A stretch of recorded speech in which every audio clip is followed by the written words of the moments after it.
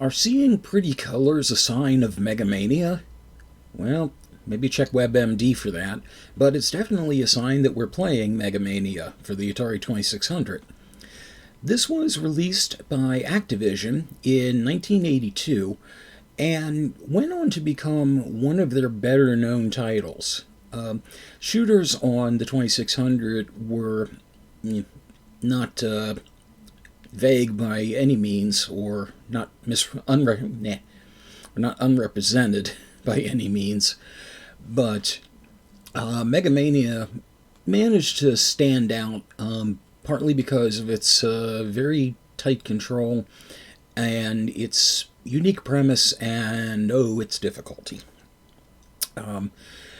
But there's a little more to what I'm doing here today, because I felt like giving everybody a little something special to make up for the fact that this video is a day late, and I apologize for that. This is being recorded on the Sunday right after Black Friday, and Thanksgiving week was kind of a hectic mess. But at any rate, I hope this is entertaining. What I'm going to do while I'm playing Megamania is not only talk about the game, but also talk about the original Activision, in my mind the true Activision, and give some history as to how it became what it was and what became of it. Because a lot of people today know Activision as the Call of Duty people, and the people who are having the horrible HR, PR nightmares. But once upon a time, it was something much different. It was a company that respected the artists and respected the art. So how did we get from there to now? Class in session. First things first here, we're going to go ahead and fire up Megamania.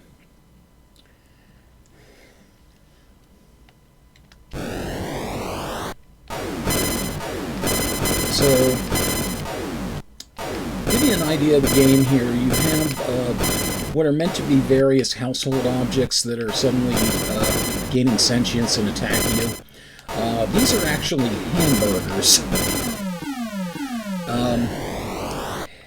And here we have ice cream sandwiches. Actually, I take that back. These are ice cream. And we have our first rewinding. Yeah. Won't be our last. They are ice cream sandwiches in the 5200 version of this. In the 2600 version here, they are cookies. I'm guessing Oreo Nilla wafers or something along those lines. And some of these things move in some really bastard patterns. As you can see, they love to crowd you in.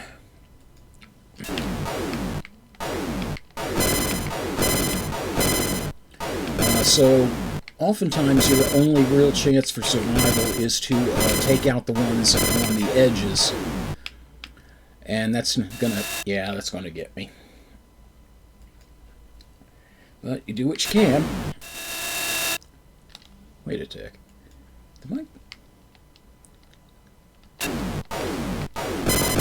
Controller stopped working there for a second. Yes, I know it's a poor gamer who blames his controller, but that's also my thing, so what of it? What the fuck?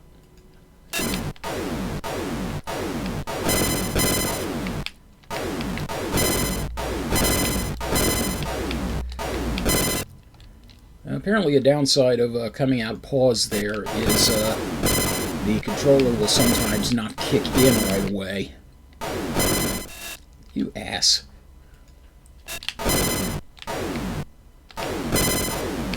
And as you can see, you can steer your shots, which is sometimes a good thing, sometimes not.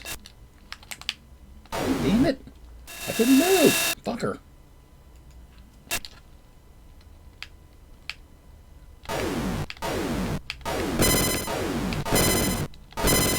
God damn this thing.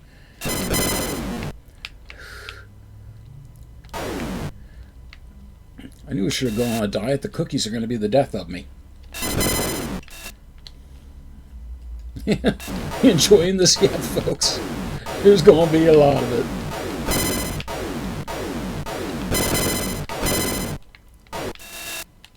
That was a little too far.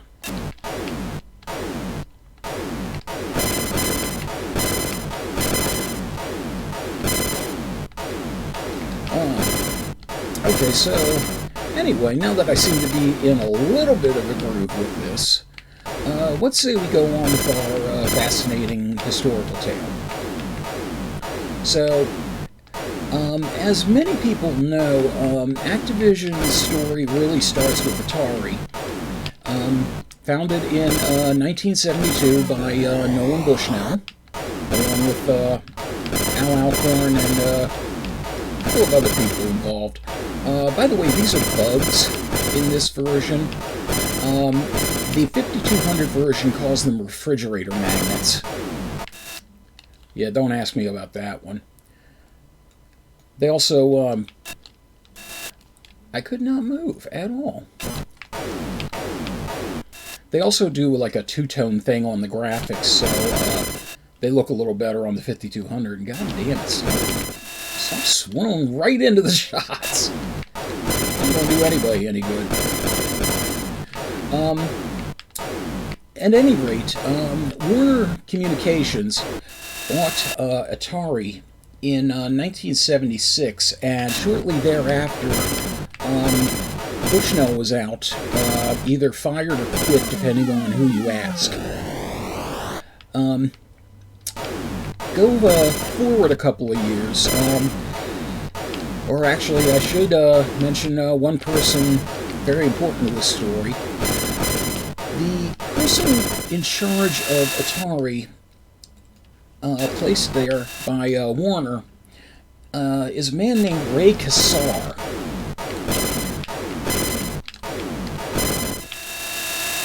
Yeah, I don't know. Just do that. And Kassar was a very ruthless businessman, also known for his absolute disdain for programmers. He just did not care for them at all, referring to them once as high-strung, you asshole, as high-strung prima donnas.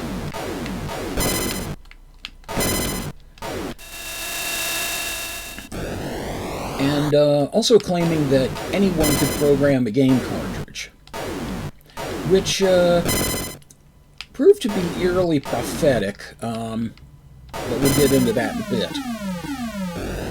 So, one of the programmers, as we face the diamonds here, from Atari, a man named Alan Miller, did a lot for the company. He programmed a game that was a million seller for Atari, basketball. And he also had to write the operating system code for the Atari 400 and 800 series computers. But the last year he was at Atari, which was 1979, oh great, the steam irons. Thankfully these more or less go in a straight line for a while, so you can kind of get some shots in on them.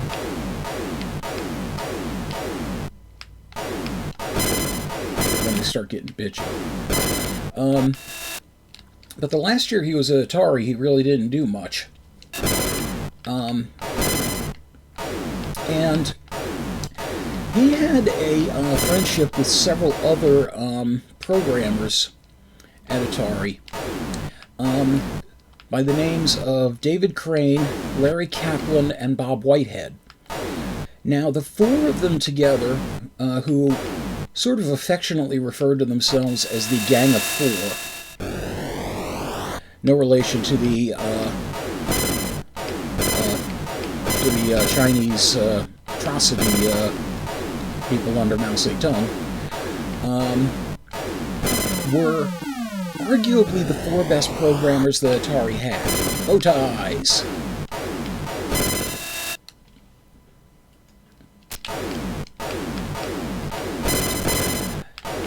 four of them together, the games that they made, brought in, or actually represented, about 60% of Atari's overall sales up to 1979. David Crane in particular, his games brought in about $20 million for Atari. For this, he was paid an annual salary of $20,000. Back then, there were no royalties paid out to programmers for exceptionally well-selling games, no bonuses, and there was definitely no credit given because they were afraid of having talent poached. All this didn't sit well with Miller, and he was ready to quit Atari, and I think actually did. Dice. These are dice. They look like meteors. They're dice. But I think he might have actually quit Atari and then was encouraged by the other three to renegotiate.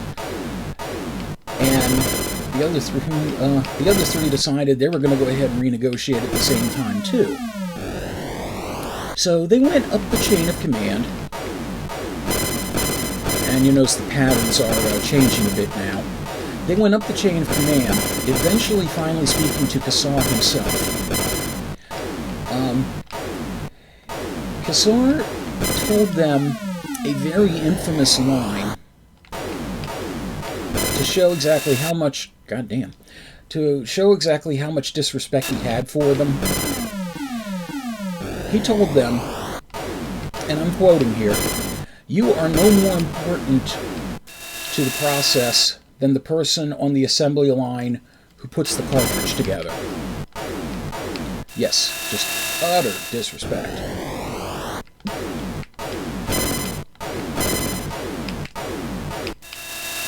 Now you see Megamania gets hard really quick.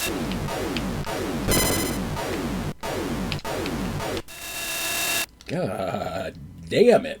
At any rate, so the four of them decided, okay, we've had it with this shit.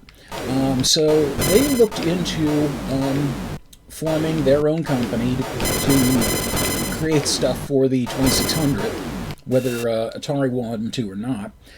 They did their legal due diligence and found out, yeah, you can actually do this.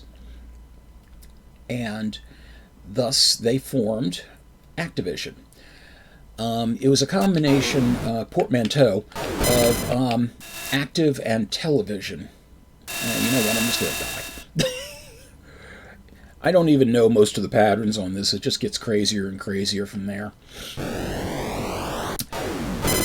And they started producing games. They began with one game apiece. Most of their games went over fairly well. They actually had a booth at I believe it was the Consumer Electronics Show, and got some favorable press, much to Atari's chagrin. Atari decided they didn't want Activision cutting into their profits, and filed a lawsuit. One of a series of lawsuits, actually. They ended up filing several over the course of a year and a half. Their main argument was that the 2600 was proprietary technology and Atari was the only company who had the rights to develop for it. They also claimed that the four who formed Activision were in violation of their NDAs and were using trade secrets, things they had discovered or learned at Atari. And the thing is, the Atari got too many eggs. The Activision 4, as I will call them, really weren't doing anything illegal. They weren't. They didn't backwards reverse engineer or crack the 2600 or anything. They already knew how to develop for it. They've been doing it for years. So, after a good long while, they eventually settled out of court, and there was an agreement made Activision would pay Atari royalties based on all of the cartridges they sold, and Atari would recognize Activision's autonomy and its right to publish 2600 games. And this would become very prophetic because Activision had some of their biggest hits after the settlement was heading towards the end and over. Kaboom, which was programmed by Larry Kaplan, and the graphics were designed by David Crane, was a 1 million unit seller. And arguably the biggest hit Activision ever had, Pitfall, came in 1982. That was all David Crane, and that was a 1 million unit sell. I'm sorry, 4 million units. I got my units backwards. I really did research all of this, so I'm looking back and forth between this and notes. Things started coming apart a little bit after that. Larry Kaplan left in 1982 and went on to work for a variety of software companies, but I couldn't really find anything significant with his name attached. There probably is, I just couldn't find it. And in 1984, just after the video game crash of 1983, Alan Miller and Bob Whitehead left Activision and formed Accolade. And this was another convention that they did. They named the company Activision not only because of Active and Vision, but also because they wanted to be alphabetically ahead of Atari. And that tradition continued when people left. For example, when David Crane left Activision and formed his own company, he called it Absolute Entertainment. Best known for Avoid His Blob on the NES.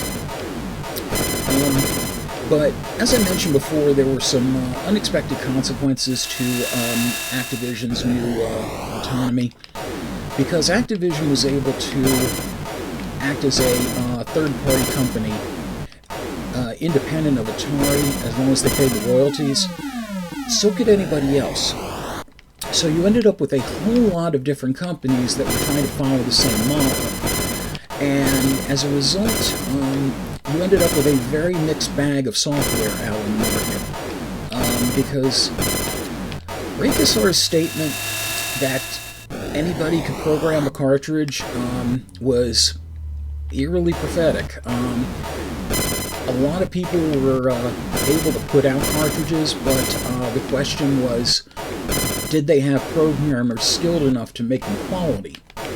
Many of them did not, and for every company that really knew what they were doing, like Magic, which put out Atlantis, Cosmic Arc, and Fathom, no relation to Michael Turner's comic, and 20th Century Fox, which put out some really good games like Fantastic Voyage and Bank Heist.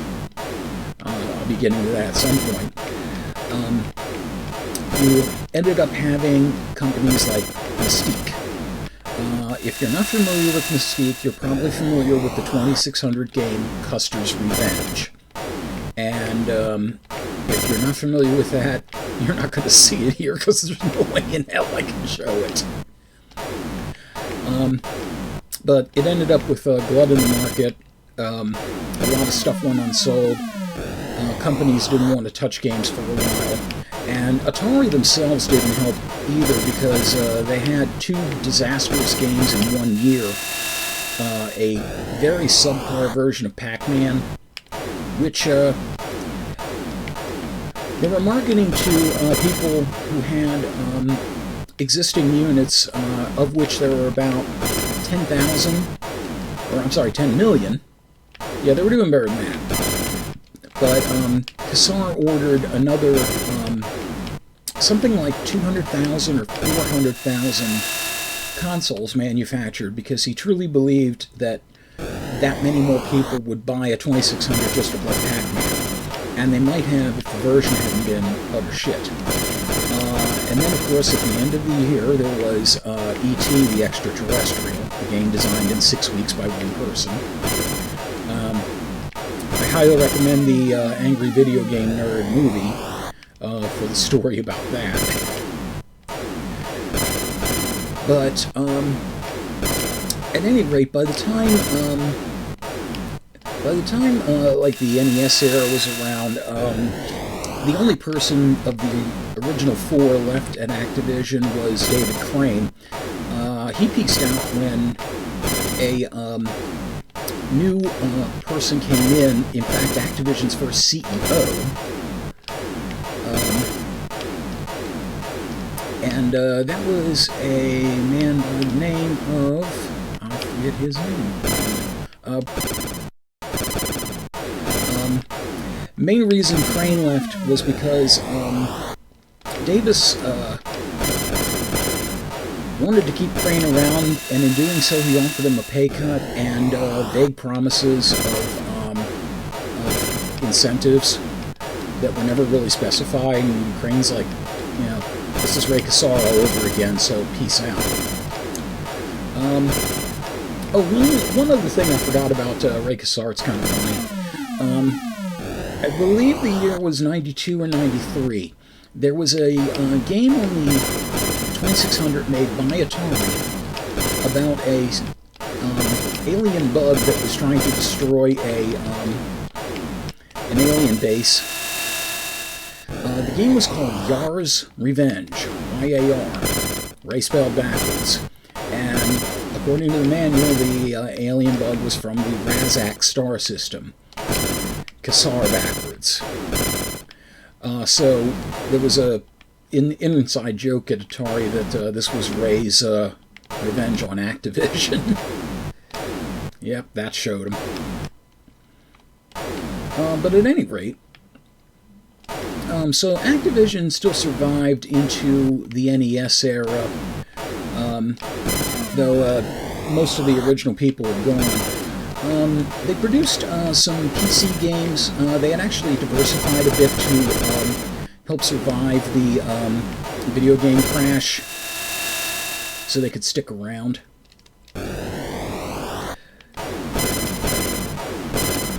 And they did a few games for the NES. Three Stooges is the one that really stands out to me. They also did Stealth ATF and Tombs and Treasure.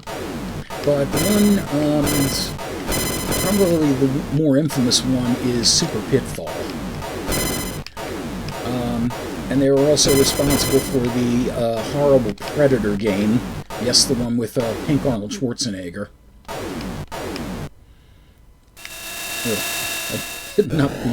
Yeah, I wasn't going to survive that. But they also did some acquisitions. One of the biggest ones a few years prior was Infocom, most famous for the Zork series.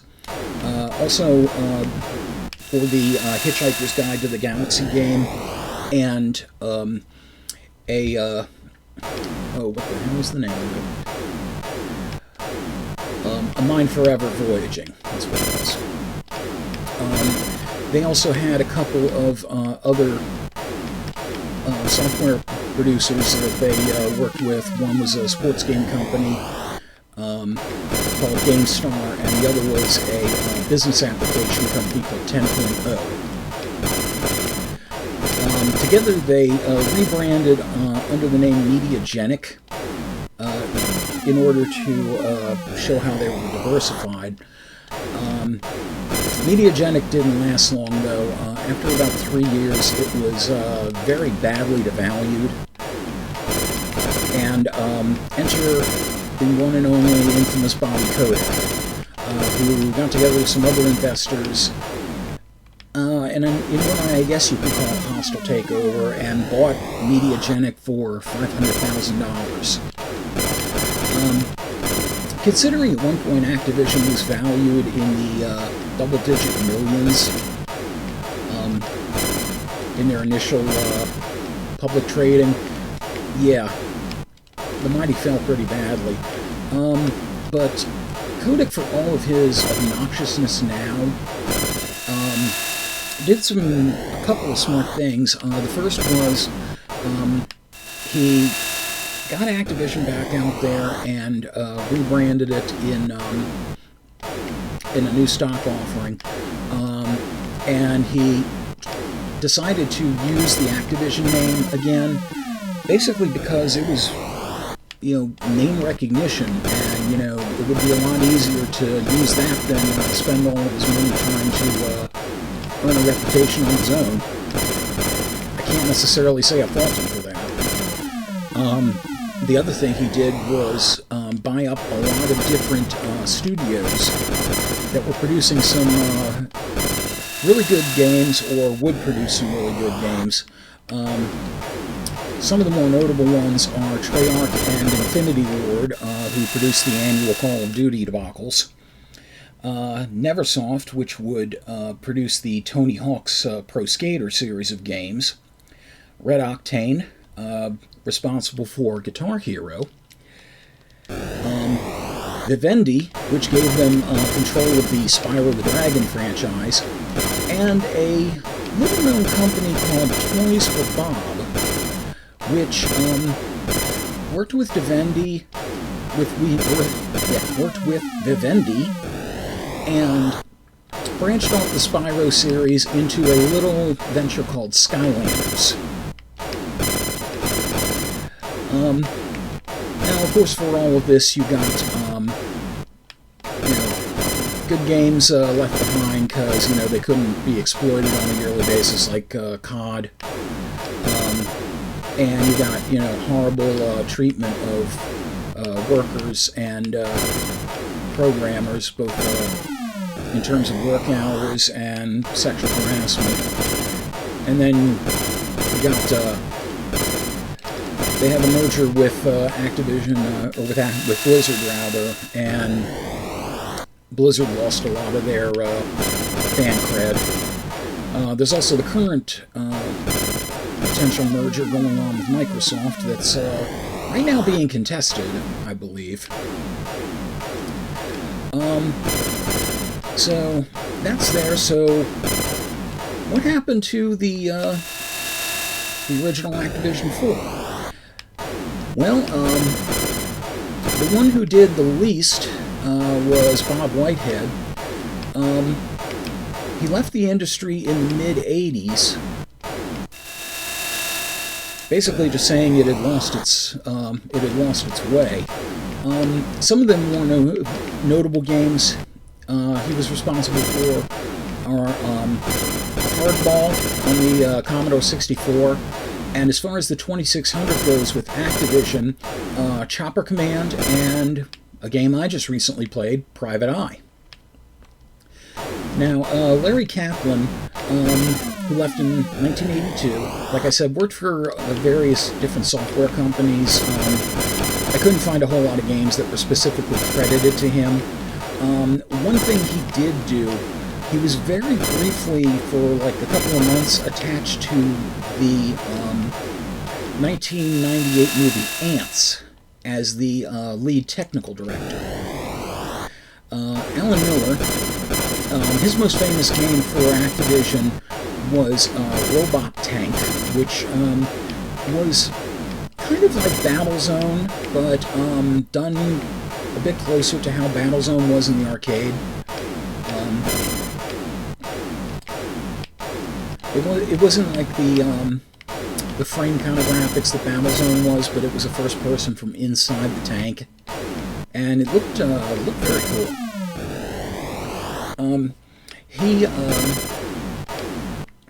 In 1997, he formed a company called Click Health, and they had a very unique product line. They were aimed at making educational games for kids with diabetes and asthma.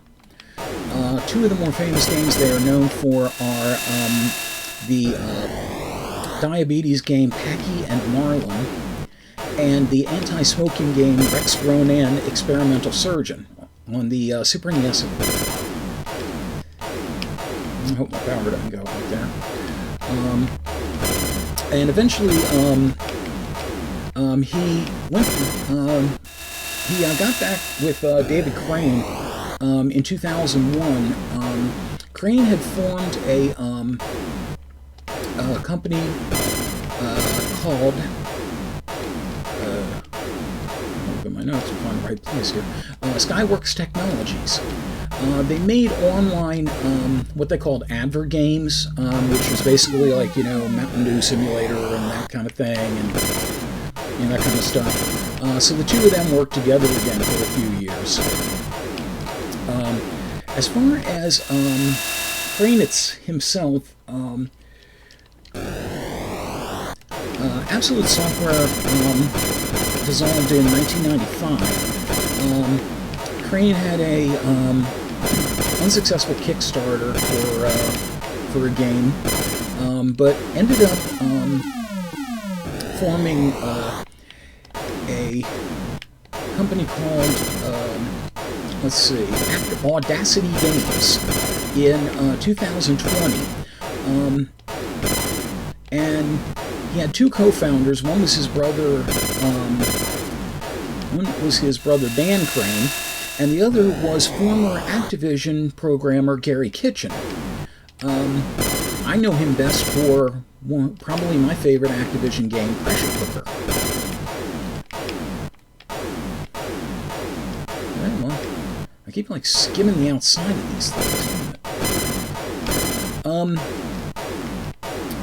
One other thing that David Crane worked on. He was a programmer for digital pictures for the infamous game Night Trap on the Sega CD. That was in 1992. But Audacity Games is still going.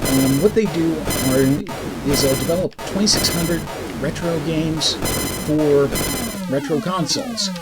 They put out one in 2020, all these dates, known as, I believe it was Circus Caper, something like that? Circus something. And as far as Atari goes, they went through a whole bunch of different owners, including Jack Tramiel, who previously owned Commodore. Then they were part of Hasbro Interactive. Hasbro Interactive eventually was bought out by Infogrames. And Infogrames, taking a cue from Codex Playbook, rebranded themselves as Atari. So, that is the long and short of it, mostly the long of it. So I hope everybody found that interesting. As you can tell, I do this gaming history stuff as a hobby. I love the history of the industry. To mention my sources, a lot of this was confirmed by Wikipedia. Some things I knew already. It just gave me dates and dollar values and things like that. Some of this also came from The Ultimate History of Video Games by Stephen Kent. There's 2 volumes of that. The second one just came out this year. I highly recommend both of them. So that is your trip through Megamania and through the Activision as we know it and love it and remember it to what it is now. I think if there's any takeaway, it's that the gaming industry has no shortage of megalomaniacal individuals. So, until then, thanks for bearing with me. Hope you enjoyed this slightly light video. And if you want to hear more of these historical diatribes, by all means, let me know in the comments. I definitely like researching this stuff and seeing where it all came from, and you can tell I like talking. So, in the meantime, take care. Oh, I almost forgot. There was an ad I couldn't find for this, talking about the objects coming to life. It said, remember that tire you kicked? It does. It does, and it's not happy about it. So just remember that the next time you have a flat on the highway. Don't kick your tire, because it just might kick back. So take care until we game again. This episode's Gaming History A was made possible by Mike Panza, Rick in Baltimore, D.I.O.D., the post-production work of Matthew Carr Anderson, and all my straight-A student lycanthro fans. Thank you very much for your continued support. Until we game again.